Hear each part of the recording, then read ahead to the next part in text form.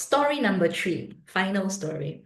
This is more of an advice that I would give to my younger self, and most likely most of you are younger than me watching this, so this is an advice for you too.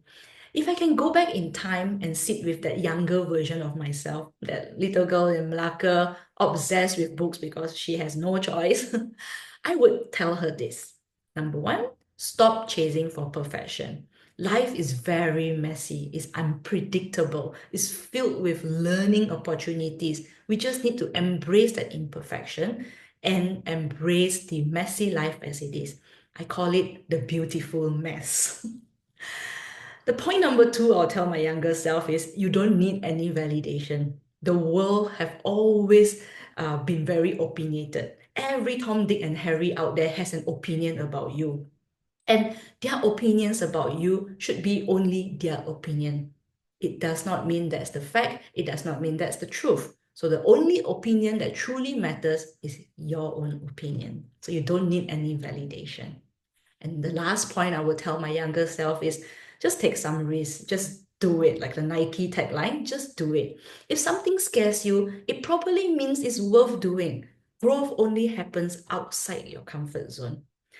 And finally, I will also tell her that you are much stronger than you think you are, and no matter what happens, you'll always find a way forward.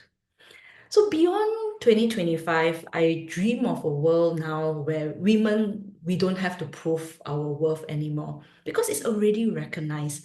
And I find that living in this generation, I'm in between where I grew up in an era where women were still discriminated in some way. But today, I feel that we have this luxury where we don't have to work too hard to prove our worth anymore.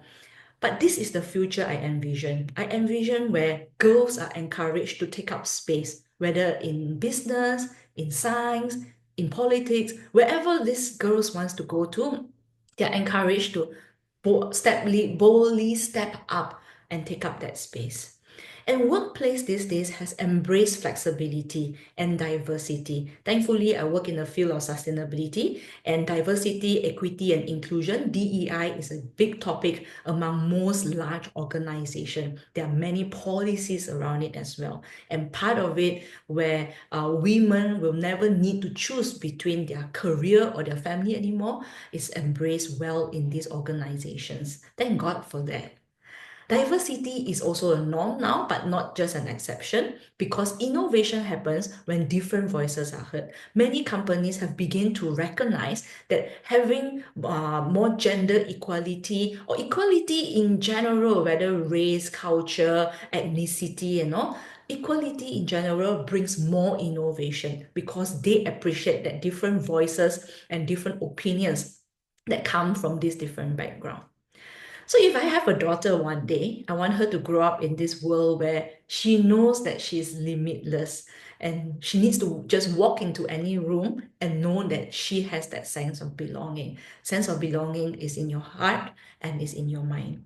So as we celebrate International Women's Day today, I want to leave you this message. The journey is yours and yours alone.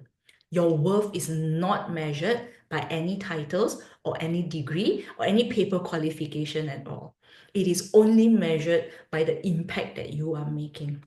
So let's keep pushing. Let's support each other. Let's build a world where every woman and every girl can thrive. Thank you so much for listening to my story, and happy International Women's Day.